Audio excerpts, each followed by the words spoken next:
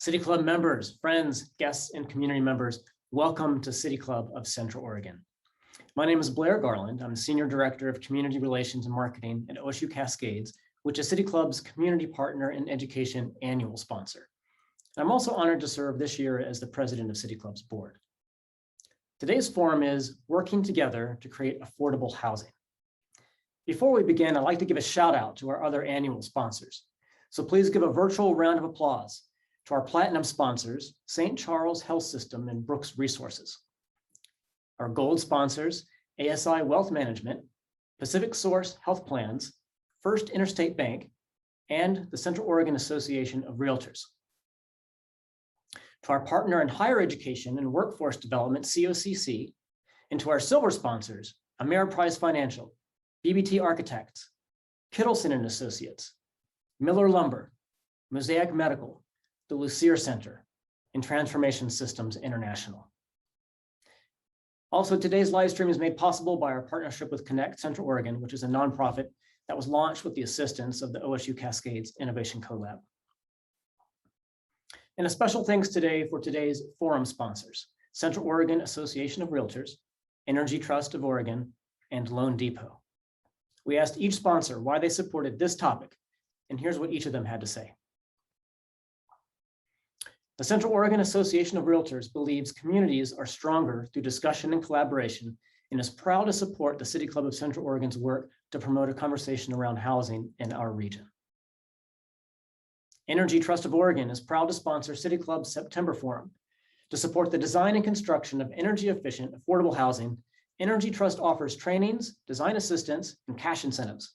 To learn more about energy-efficient, affordable multifamily housing, join us on September 28th for a free webinar presentation on design strategies and financing solutions. Visit energytrust.org/events to register. And Loan Depot, with locations in Bend and Redmond, continues to play an important role in support of local affordable housing by offering a reduced interest rate program for eligible first-time homebuyers and by partnering with Habitat for Humanity. Loan Depot is proud to support City Club in this important conversation in our community. And one other important announcement about City Club. If you haven't already heard the news, with Joey Drucker's retirement at the end of October, Kim Gammond will join City Club next week as City Club's new executive director. Many of you already know Kim. She has deep roots in Central Oregon, having grown up here. She was most recently the Communications and Public Affairs Director at COAR, and prior to that served at the Pacific Forest Trust, at the High Desert Museum, and had her own company, Specialized Events. And what impressed the hiring committee and City Club's board so much is how Kim values the role of representing different viewpoints and voices. And we congratulate Joey on her retirement, and we thank her for where City Club is today. We look forward to what City Club will have in store under Kim's leadership. So join me in welcoming Kim and congratulating Joey. And now on to today's program. Moderating today's program is past program committee member, Catherine Austin. Catherine is an architect based in Bend and is licensed in both Oregon and California. She holds a Master of Architecture degree from UCLA, as well as a BFA and MFA from Boston University. Licensed in California in 1991, her specialty has been in sustainable, affordable, and entry-level housing since founding her own firm in 1995, with approximately 900 units of housing designed and built to date. Catherine currently serves on the City of Bend's Affordable Housing Advisory Committee and represents that committee on the stakeholder group working to revise the City of Bend's zoning code to meet HB 2001, and on the city manager's sounding board addressing the issue of the unhoused in Bend. As a former mayor and planning commissioner of Sebastopol, California, she believes strongly in public service. In addition, Catherine serves on the executive board of AIA Oregon. Catherine, thank you so much for being with us here today, and I pass the microphone to you. Thank you so much. Well, welcome everyone to this program of City Club focusing on how we create affordable housing. If you're here, I know you are concerned about the crisis of affordability we're facing here in Central Oregon. Please know that this is not just a local problem. It's a state and national one as well. It's an extremely complicated subject, which we will only be able to touch on in this hour. To that end, we've provided some additional information for you. On the City Club website, we have posted 3 short videos, as well as a link to a Portland-specific study, the book The Color of Law, and most currently, the federal government's recently released policy proposals to increase the supply of affordable housing. They will be available under past presentations when this presentation is done. Today, we're joined by 3 excellent panelists. Mike Reeder is a land use attorney and board member of Housing Land Advocates, who will speak to us about how we've gotten here and how the state has responded. Jeff Harris of Hayden Homes will speak to the constraints and opportunities facing private developers as they try to provide a variety of housing types and sizes to meet the demand for middle market housing or non-subsidized housing that is more affordable to a larger segment of our community. And lastly, Tyson O'Connell, principal of Wishcamper Development Partners, will speak to the process and constraints on developers of 100% deed-restricted affordable housing. Wishcamper is currently completing 240 units of affordable housing here on the south end of Bend called Stillwater Crossing, and have committed to providing 1,000 affordable units in Central Oregon. But before we begin, I think it's important to clearly define what affordable housing is and isn't. There's a difference between 100% deed restricted and subsidized housing, which we refer to as capital A affordable, and more market rate housing designed to be more affordable to the middle income households by being smaller and in some cases attached, such as cottages, townhouses, duplexes, triplexes, and fourplexes. Many of you have heard about HB 2001 and the law that aims to help create those types of housing. Nationally, the federal government keeps track of income levels in every county of every state, and they are updated every year. We base our subsidies on these tables that list income levels in one direction and household size in the other. Most often we refer to a family of 4 when discussing income, but information is available on all sizes of households. Federal funds are distributed to cities, for example, CDBG or Community Development Block Grants. The city of Bend, for example, distributes these and other funds based on the recommendations of the Affordable Housing Advisory Committee to the City Council. In Bend, we also distribute funds from the Affordable Housing Fund based on 0.333% of building fees collected. Deed-restricted affordable housing can cost no more than 30% of the gross income for a household earning up to 60% of the area median income, or AMI, or less for rental, and 80% AMI or less for ownership. First slide, please. On view should be a slide, yes, now, that explains how that impacts us here in Deschutes County.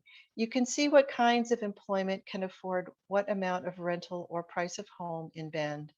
Currently, the median price for a home in Bend is upwards of $650,000, which is out of reach of most of our residents. Clearly, given this reality, to make deed-restricted housing affordable requires subsidy. For rental properties, the city of Bend on average contributes $15,000 per unit historically. Subsidy actually needed is from $75,000 per unit at the very bare minimum to $200,000 per unit.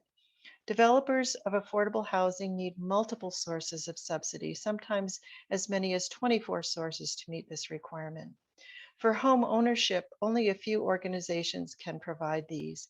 For example, Habitat for Humanity and Core Community Land Trust provide deed-restricted homes. They end up needing anywhere between $150,000 at the bare minimum to $400,000 or more per home. Deed-restricted means that it's an affordable unit will remain so for 30 or 50 up to 99 years. And now I'd like to turn it over to Mike Reeder. Mike, please go ahead and proceed. Good afternoon. Can everyone hear me?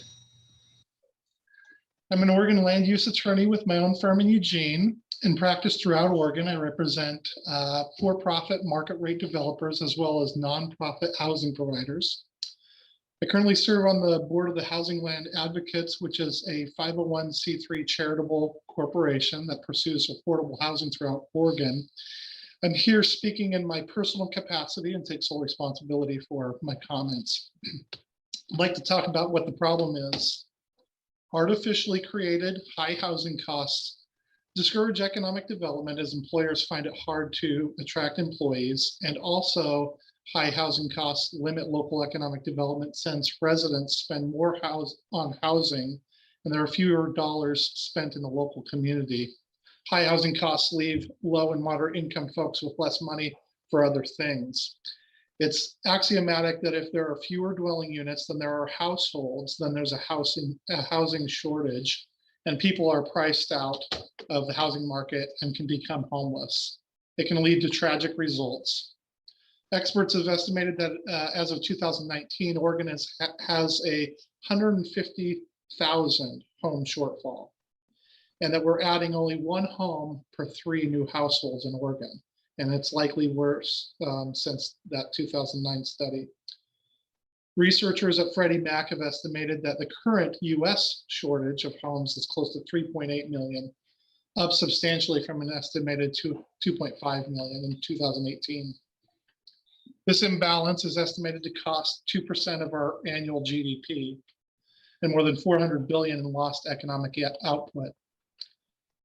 Alarmingly, the lack of home ownership hits millennials, Blacks, and Hispanics especially hard.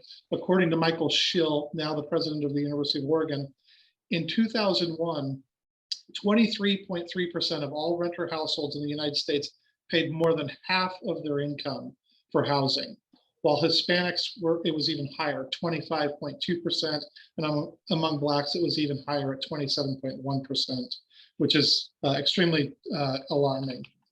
How did we get here? Well, Oregon's land use control regulatory framework started in the early 20th century, and it was upheld by the Oregon Supreme Court in 1925. In 1926, the US Supreme Court upheld what's called Euclidean zoning that allows for single-family residential to be separated from multifamily residential and other uses.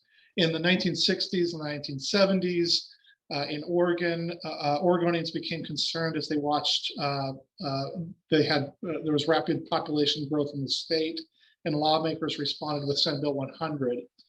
And in 1974, the statewide planning goals were adopted, and 2 of those, farm and forest industries, were protected under the statewide planning goals that had the force of law. Those property owners that had property inside of urban growth boundaries had a windfall, and those who had property outside and wished to develop in the future had their plans wiped out. The state adopted statewide planning goal 10 called housing, which requires cities to inventory their buildable lands within their urban growth boundaries. Goal 10's text is lofty. It says, to provide for the housing needs of the citizens of the state, buildable lands for residential use shall be inventoried, and plans shall encourage the availability of adequate numbers of needed housing units at price ranges and rent levels which are commensurate with the financial capabilities of Oregon households, and to allow for flexibility of housing location, type, and density. Now, that's a very lofty goal, but by itself, in my opinion, Goal 10 has been inadequate to assure affordable housing. So in 1981, the legislature adopted the needed housing statute that was meant to address the difficulty with exclusionary zoning and to provide for more housing, and including what was considered needed housing, particularly so that more affluent communities would allow for housing that would be more affordable for lower and moderate income Oregonians. So what's happened is the Oregon statewide planning goal has an elaborate system of land use regulation with tight urban growth boundaries that reduce the availability of land.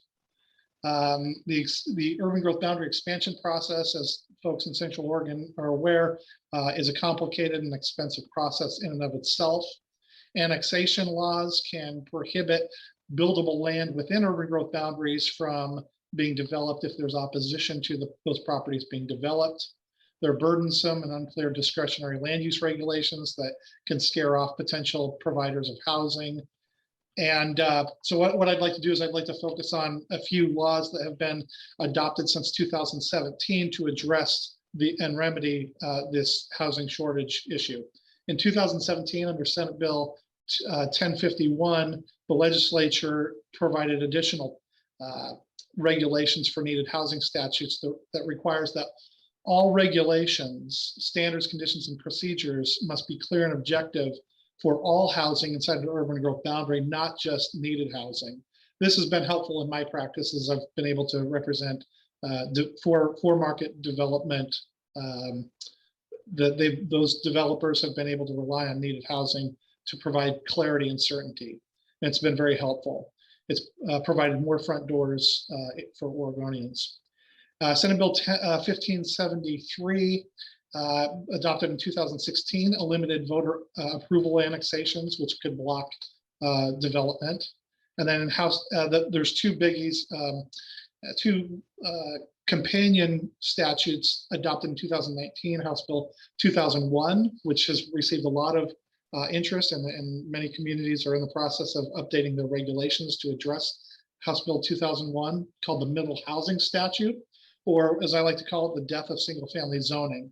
So this created a lot of spilt ink in the media, and a lot of work done by the state and in local governments to address this. And essentially what House Bill 2001 does is it allows for what we call missing middle housing, duplexes, triplexes, quadplexes, cottages, and townhomes in single-family neighborhoods.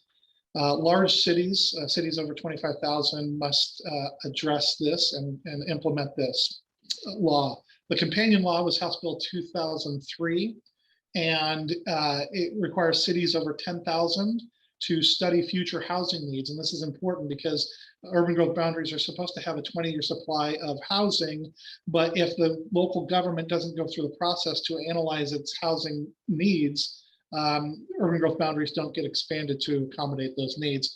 House Bill 2003 requires these cities to go through the analysis every 6 or 8 years, depending on where the cities are located.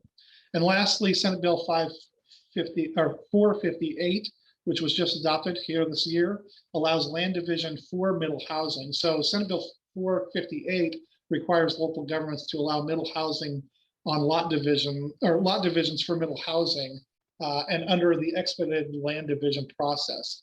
This is going to be very helpful and put more teeth in the affordability for the dwellings that are created under House Bill 2001. And those are those laws we have yet to see the effects of those laws.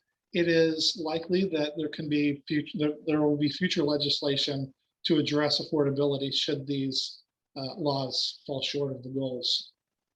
And with that, I thank you for the opportunity to speak to you, and welcome any questions at the end of these presentations. Thank you, Mike. That's a lot of meaty information. And I just want to remind the audience that we are going to save time for questions, and feel free to start putting your questions into the chat box. And once all of our speakers are done, I'll do my best to get as many of them answered as possible. So now we'd like to go on to Jeff Harris. Jeff, would you like to take it over, please? Yes, hi Kathy. Thanks for letting me join today. If we could put up my first slide, we can get into the content real quick here. Okay, looks like they're on their way up. So I'm Jeff Harris. I'm with Hayden Homes. My first slide can be the graph, which is the second one in the deck, and I'll just add a little bit of context, hopefully, to what Kathy and Mike have talked to before. I have a slightly different number about the number of housing units we're short in the country. So I've got we're almost there, it looks like. Give it just a second for. Why don't you go ahead, Mike, while they're working on your slide? I mean, Jeff, while they're working on your slide. Okay. So the point is that we need to supply about 1,200,000 homes per year in America to just meet household formation and population growth. And since before 2008 and the financial crisis, we right in the lead up to that, we stopped supplying anywhere close to that amount. And my calculations and some of the NAHB calculations have been that it's closer to 8 million homes that we're missing. It's a lot. It doesn't matter. Those are gigantic numbers with a lot of zeros, and that doesn't help us get from here to there sooner. So the next point that I'll bring up is I'll just rattle off some things that make it difficult, that constrain our ability to add supply. We came out of the financial crisis with some scars. We had a lot of people lose their homes. We had people lose their construction businesses. And so every one of us is more risk averse than we were before. Financing became hard and expensive. Even in today's low rate environment for mortgages, construction lending can be double digits, 12 to 18% with points, and it ends up being awfully expensive. The UGB and the infrastructure challenges are probably the biggest part. What makes Oregon beautiful also makes it expensive because our ability to expand the urban growth boundary is limited. It's hard to do. Ben just went through a remand process to get to where it is today, even where they asked for it, didn't get what they wanted, had to go back to the drawing board, and that simply delayed the supply of land. And land is it's probably the single biggest expense before you get started. And if you can't prove that a project will make sense, you can't get the financing for it, you can't get off the ground. And so that makes it challenging. We've also had a labor shortage really since we came out of the financial crisis. A whole lot of people left the industry, a lot of skilled craftsmen left our business. And then we've added to it in COVID times some serious supply chain challenges.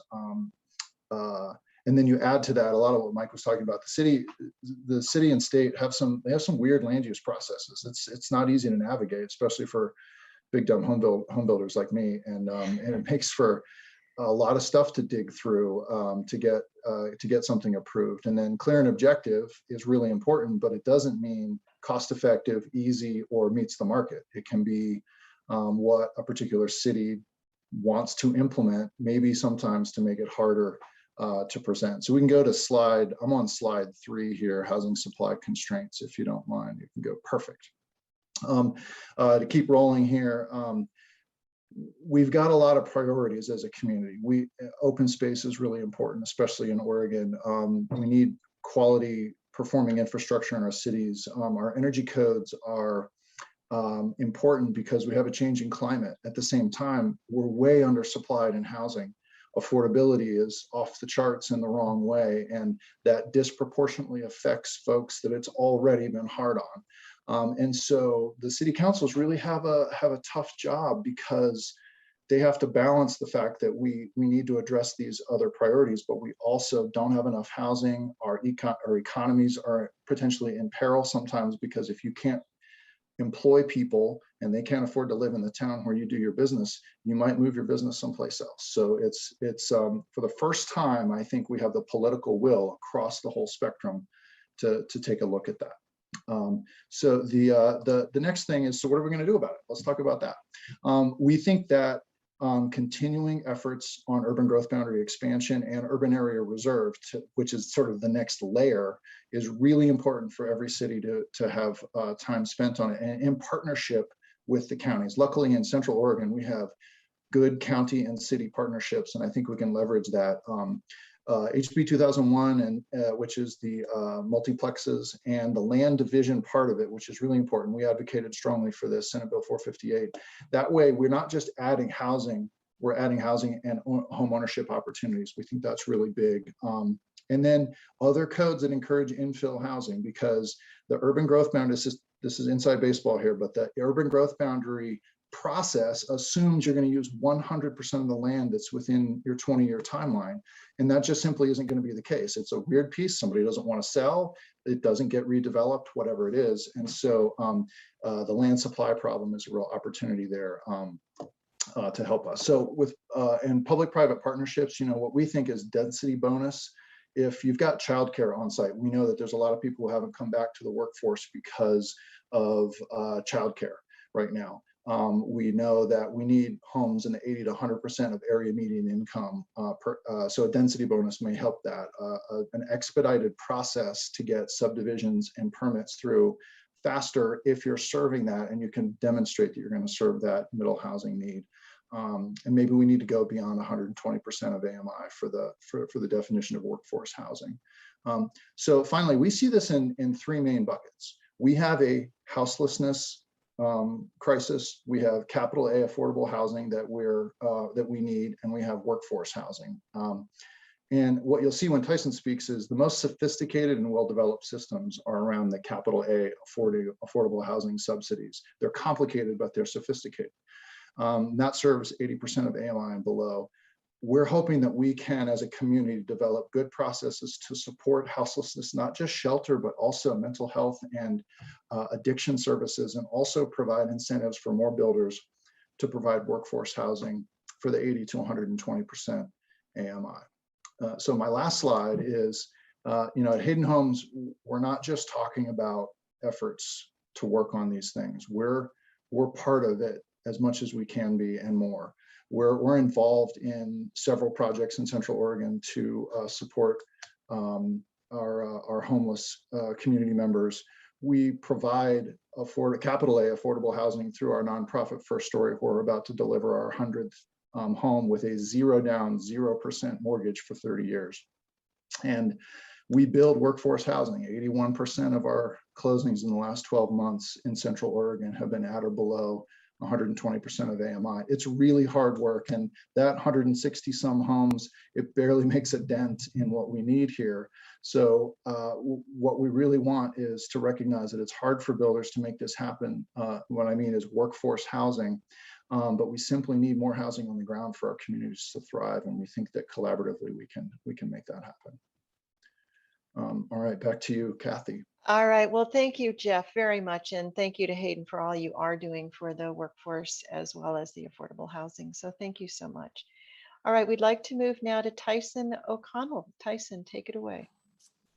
Thank you, Kathy. And I'm going to talk a little bit more today, build off of what Mike and Jeff both said. And as Jeff said, I'm going to talk about the capital A affordable housing, which does have sophisticated systems to help make it happen. It's also really difficult to make it happen, just like other developers are struggling to find land in a place particularly like Bend. I would love to do more projects there. I'm sure there's a lot of developers that would, but it's hard to find land, and it's really hard for us to find land as an affordable housing developer. We can't pay market rate in a place like Bend. So we need to find the weird pieces of land that Jeff's talking about. Our development that we have is, we're really proud of it. It's right off the highway. It's not a perfect piece of land, but it's going to be a great development. It's called Stillwater Crossing, and it's 240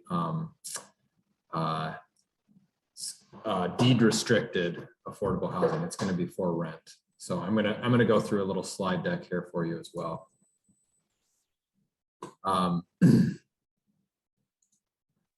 So I'm just going to start. There's a little bit of confusion on what is affordable housing, and I think Jeff touched on it earlier. There's really a bunch of different tiers, and most of that is based off of area median incomes. Is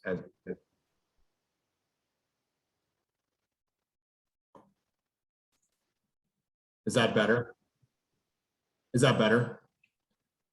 Okay, so affordable housing serves, as I said, a lot of different area median incomes. And when we look at capital A affordable housing, it's in different tiers of below 30% of the area median income is considered by HUD extremely low income residents. Below 60 is low income, and then anything over 80% is workforce housing residents.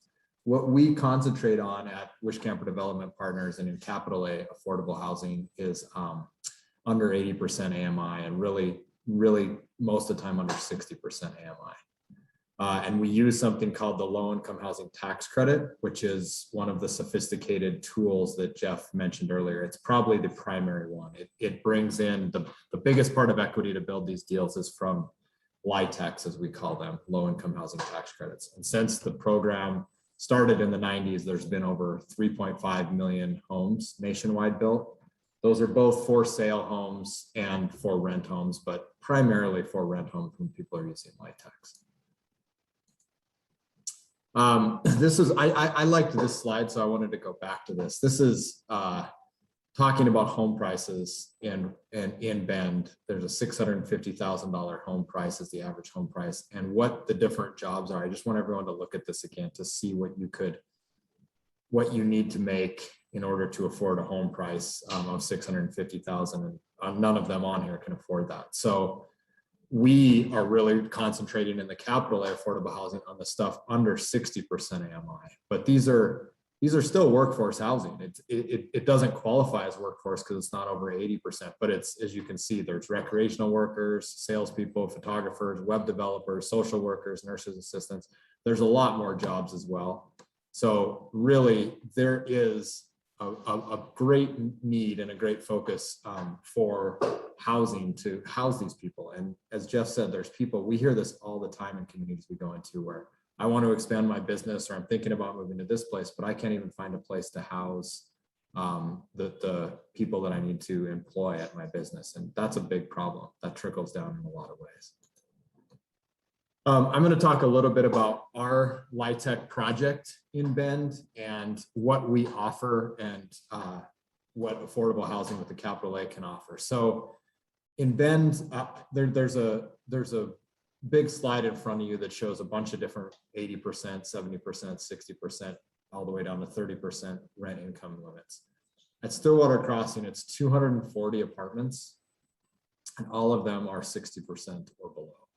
So what that means is our 2-bedroom apartments are going to rent for, it's the number that I've highlighted in there, $1,086 per month.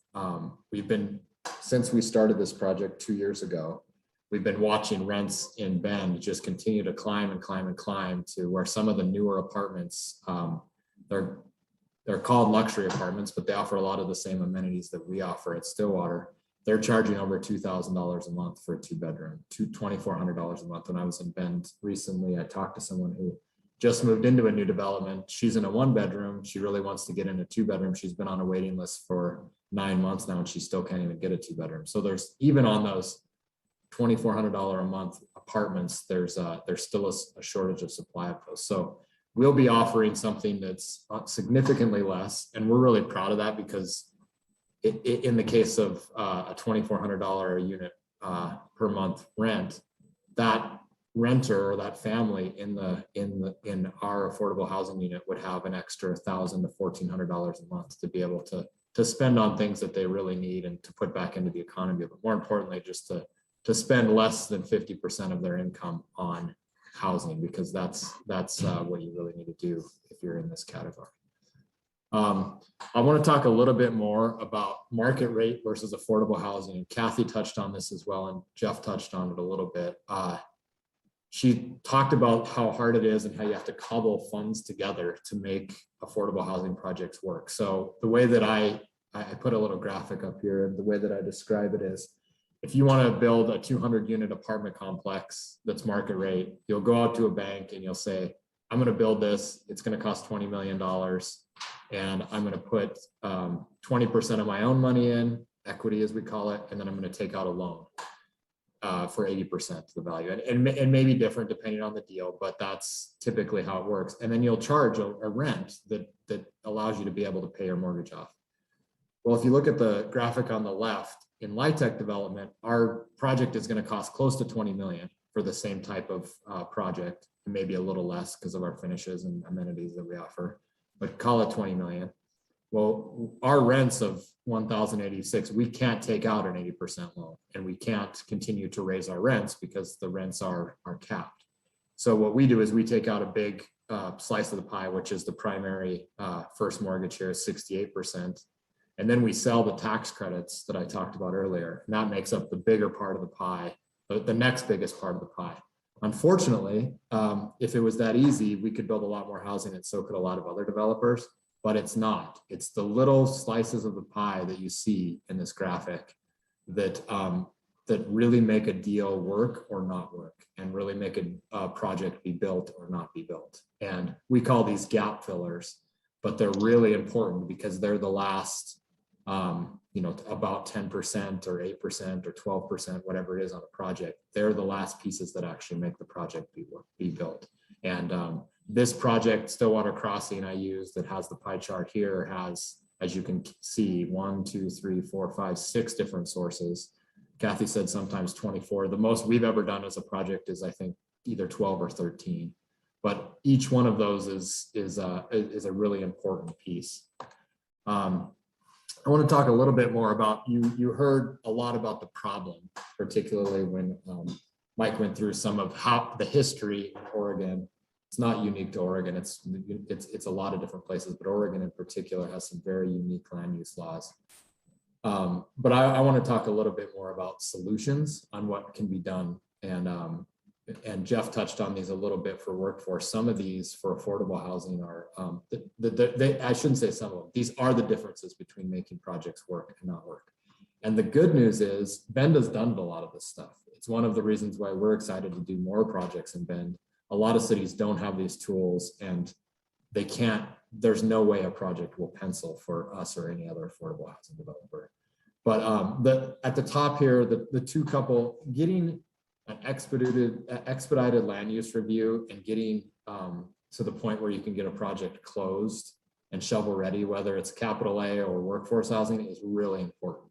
It is such an important part. We have a saying, it's one of the smartest developers I've ever met, says time kills deals.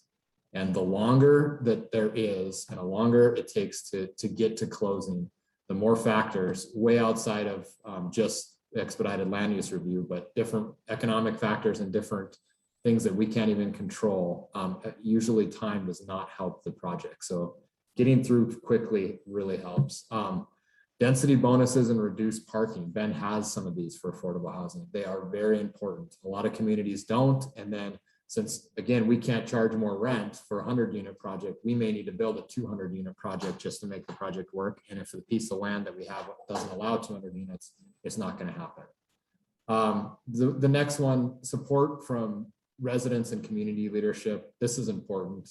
There's, sometimes you hear people don't want to have an affordable housing project. There's a stigma by it, but if the residents and community leadership gets behind it, it makes a huge difference. The other things below this, the next two are waivers and real estate tax exemptions. These are really important. Bend has, if you are a 100% affordable project, you can get an SDC waiver up front, which really helps because that's less cost you have to pay to build a project. And then you can get a real estate tax exemption long-term. And that really helps because you can get a bigger loan and you can leverage the project more. So that's obviously the developer has to pay back that loan, but it really helps if you have that.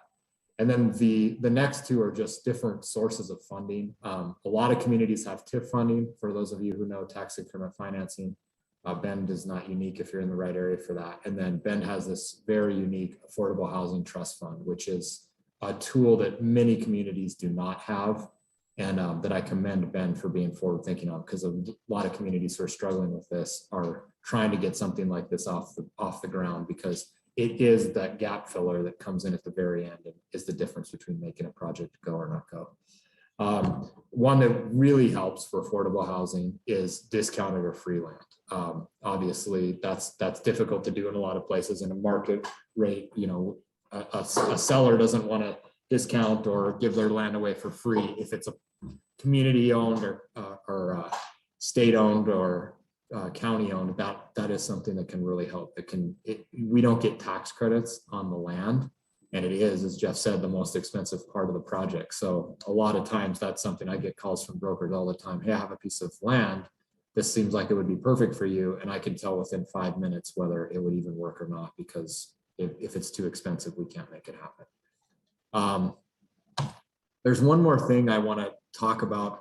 I don't think this was mentioned in the list of bills that Mike talked about earlier, but there's one that was recently passed called Senate Bill 8, which is tiered specifically toward affordable housing. And it is an important one because it allows affordable housing developers to, and cities more importantly, to be able to use land that is zoned for commercial or that is zoned for light industrial and publicly owned for affordable housing without a zone change. So, some of those are not going to be in the right place because if they're zoned commercial or light industrial, it may be for a reason, but a lot of them are. We've been starting to dig into that. I know a lot of other developers are as well. And that's a tool that I think will help across the state of Oregon as well. I'm happy to answer any questions or build on anything if anybody has any questions. Thank you so much, Tyson. I think our audience is getting the impression that law passed makes a big difference, whether it's state law or local, in terms of making housing affordable. I'm going to invite our audience to send in questions. They will be texted to me and I will ask them. Currently, there's really only one question, and it's something that I had been thinking about us talking about also. There's a question about how can we be sure that these housing types that HB 2001 is allowing are going to be affordable. And part of the way of looking at that is something called filtering. And I think, Mike, I'd like you to start on answering this, but anyone can jump in. But the concept of filtering is that if something new is built, whether it's an apartment or a home, and someone moves into it, they're moving out of something else. And there's been some documentation on this as a phenomenon that it can go down even as many as 6 times of people moving, and it opens up something that's maybe a little older, a little less expensive, all the way down to our lowest tier of affordability. And so it creates a movement where more housing becomes available. Mike, did you want to talk about this just a little bit? Sure. I think I've got a mantra, and it's every front door is a good thing, regardless of whether that front door is for what we consider luxury housing or if it's affordable housing with a big A. And the reason is because supply is the issue. So the easiest way to think about this, the way that I like to think about this, is to analogize housing to the car market. If car manufacturers stop or are not able to manufacture new cars, the demand for cars doesn't go away simply because the supply dries up. And so the cost of used cars goes up, and you're seeing that now. Well, in similar manner, that's happening with housing. If there is if there's a development for higher end housing, those individuals and families that would prefer that higher end housing that already live in the community, they will move out of their current housing, whether that's a single family home, whether that's a duplex, whether that's an apartment, and move into that home, freeing up another front door for another family or individual. And so supply is, I believe, the issue. We are getting some other questions coming in, but I wanted to first offer to our other speakers if you wanted to address this particular issue first.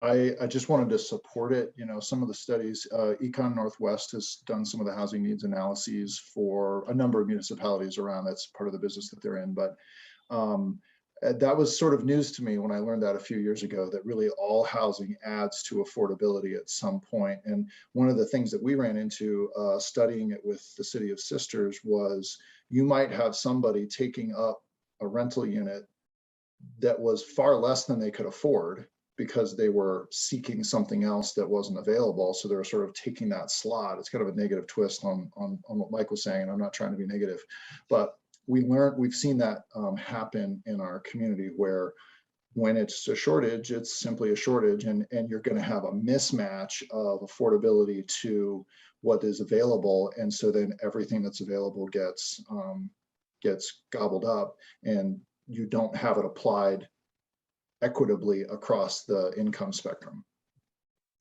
Yeah, definitely. So I do have another question here, and it's a tough one. It says, what kind of pathway are realtors, builders, EDCO, and government willing to take to get affordable housing into the hands of the 3 populations discussed here and not into the hands of investors and second home owners? And I know that there are legal aspects to this, so maybe we'll ask our lawyer to address this first. Well, that's a tough question, because if you increase supply of housing, thereby, all things being equal, as economists say, then you are putting downward pressure on prices or price increases. So those individuals and families that can afford and want a second home or a vacation home have incentive to then purchase. And then again, we have that filtering problem.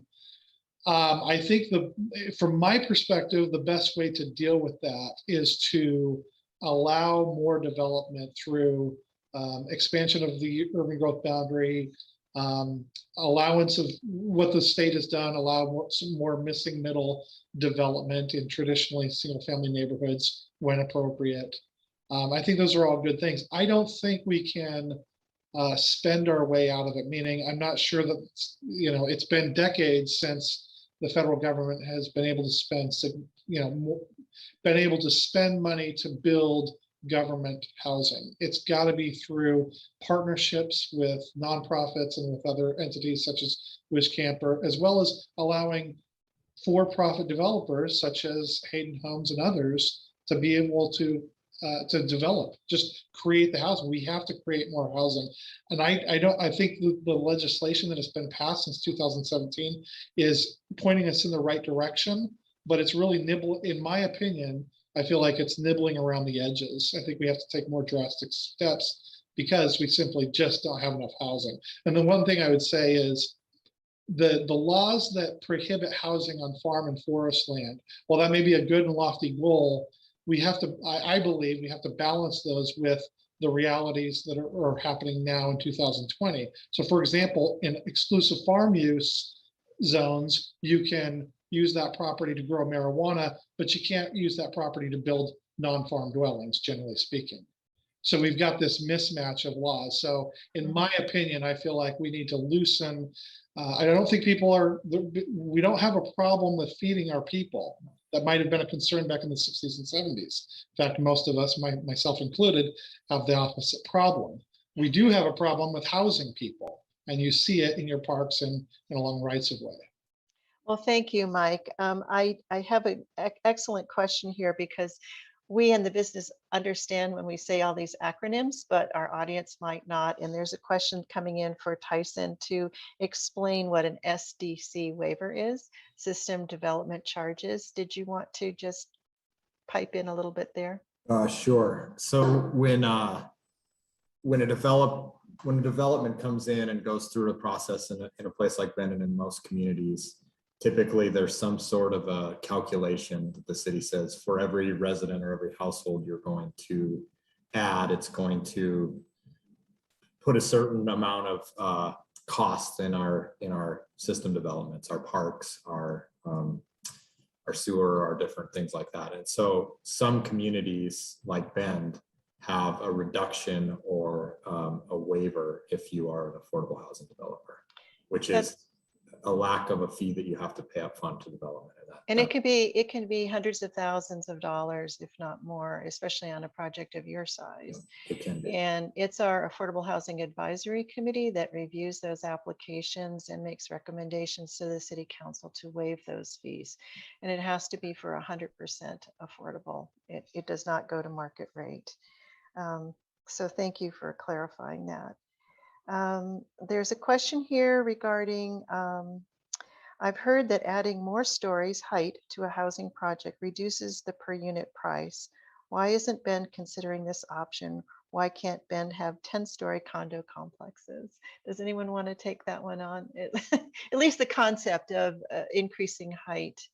I can take on a little bit of it. I can't answer why Bend doesn't have a 10-acre or 10-story. That could have to do with a lot of different things. I live in Missoula, Montana, and we don't allow development over a certain height too, and some of that is to preserve our mountain landscapes and different things like that. But I can tell you that it does help to an extent. Particularly, we look at a lot of times whether you can build it with stick built, which is wood, or if you go above a certain height, you have to start using steel, and then that becomes very expensive. So a 5-story building can be actually much more expensive per unit than the 4-story if you have to use steel.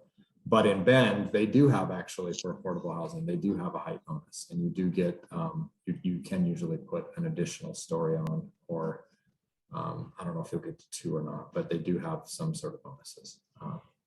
So as an architect, I can agree with you. The point about there's a break point between 4-story and 5-story. And for people who aren't involved in it, they may not realize that there's a different code that it starts happening, and there's different construction techniques that add a great deal of cost if you go higher than that. But yes, we do have density bonuses available. And in the central core, you're allowed to go higher. We're trying to incentivize in development within the central core. There's a great question here, sort of overall for everyone. It says, if you could wave a magic wand about something about housing, what would it be? Would anyone like to jump in on that one? I would be happy to go first. I think that it would be land supply. We don't want Central Oregon or any part of Oregon to look like Houston, where you just drive 30 miles till you can qualify and there's another subdivision and all the houses pretty much cost the same. They've gotten low housing prices or low appreciation as a result of it, but it's not what we have in Oregon. But I think the ability to supply land faster than we need it would be the antidote to our ability to, we will happily figure out every labor, material, architectural, whatever, if the land's there and the processes are smooth to do it, because we can't keep them on the shelves. We have more guests and more potential customers and more citizens who need a roof over their head. And we're in the basic business of shelter, which is a human need. And so it's not like we're trying to create the next iteration of the mobile device and tell you why you need it. You already know why you need it, and the first input to all this is the dirt, which we're not making any more of. Good point. Tyson, if you could wave a magic wand, what would help you provide more of that deed restricted housing that we so sorely need? It's similar. Finding the dirt, the location for a price that we can pay for it is the most important. There's a lot of times where I've wanted a magic wand to address some of the things that Jeff just said, like labor, like architecture, like all these other things. Like when you have development is really hard. Real estate development is really hard. When you're behind the curtain, you really can see that you have to crawl across glass sometimes to make these projects happen. So I've wanted to wave a magic wand, but that would be a big one.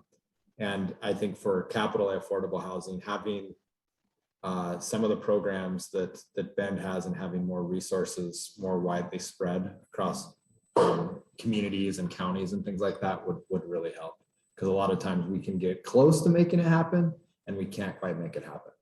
Right. The amount of subsidy, I think, is considerably more than people realize. It's a shocking number, needing maybe up to 200,000 for a unit. It is, developers can't just suddenly make affordable housing. It takes a lot of work. We have probably time for one more question, and I'm going to look real quick to see if anyone's come in with anything new. There is one just asking about how isn't it critical that we focus on middle housing? And I just want to let everyone know, if they haven't heard already, that City Council in Bend approved all of the code changes that were proposed to meet HB 2001 last night. It's the first reading. They actually improved it slightly with around the margins. It was almost a 18-month process to get to that point, and very grateful that they did that. And the result should be that the city is getting out of the way to allow the kind of housing that used to be developed in cities all across the country that became banned when single family zoning came to be. So I think that we will see some increase. How quickly, I don't know. And I was wondering if Tyson, excuse me, not Tyson, I'm sorry, if Jeff could weigh in a little bit, because I know you're in tune with a lot of the other builders in the area. Do you feel that there are people waiting in the wings to start making some of this kind of housing? In a word, yes. We don't have any specific projects in the queue targeting these code changes. but there are a number. There's some central core projects that would involve multiple stories and maybe some mixed use. And there's also, I think, a great opportunity for these codes to be used to add units sooner rather than later. And our advice to commissions and councils always with codes like this is, let's get a good code approved and implemented, and then let's use it and plan to review it for improvements. There's unintended consequences with code. There's also opportunities that will present themselves. And feedback from the community, both the users of the code, the development community, and the city staff, as well as the neighbors and the residents who make this a great city to live in, or a great region to live in. We need to see how it goes and be prepared to iterate it as well, so that we can continually make it better. And I'm excited to see, because I don't think it'll be long. Yeah, you know, that's interesting because that very point was brought up last night in the hearing, that it needs to be reviewed. And an example that was given was the accessory dwelling unit reviews that improved and dramatically increased the amount of applications once some changes and tweaks were made. And I think we will see that there will be a need to revise some things as we move forward, but I think it's a great start, and I look forward to it becoming law. I believe it'll be in November, because it has to go through a second reading and then another notification period, and then in mid-November it should become law. And so hopefully we will see. So anyway, I want to wrap up today. Thank you so much to Mike, Jeff, and Tyson for taking the time out of their busy schedules to participate in today's program. City Club sends out a survey after every forum to get your feedback, so we can shape our events in ways that work for you. So please be sure to fill out today's survey. The anonymous results are shared with all our committees as well as the board. And remember, if you enjoyed today's forum and would like to help support City Club, please consider becoming a member or live stream sponsor at cityclubco.org. City Club is collaborating with the Bulletin for next month's program. We will hold our usual monthly forum, followed by a small group conversation at the Bulletin. So look for an announcement shortly. In the abundance of caution and for the well-being of our community, City Club will be live stream only next month. It was a difficult decision to make, but we know it is the right one for the health and safety of our volunteers, guests, and the greater Central Oregon community. We look forward to the time when we can meet again in person and hold physical space for conversations significant to our region. Thank you for watching, and please continue to cultivate conversation about issues that connect us all to build a strong community. Thank you.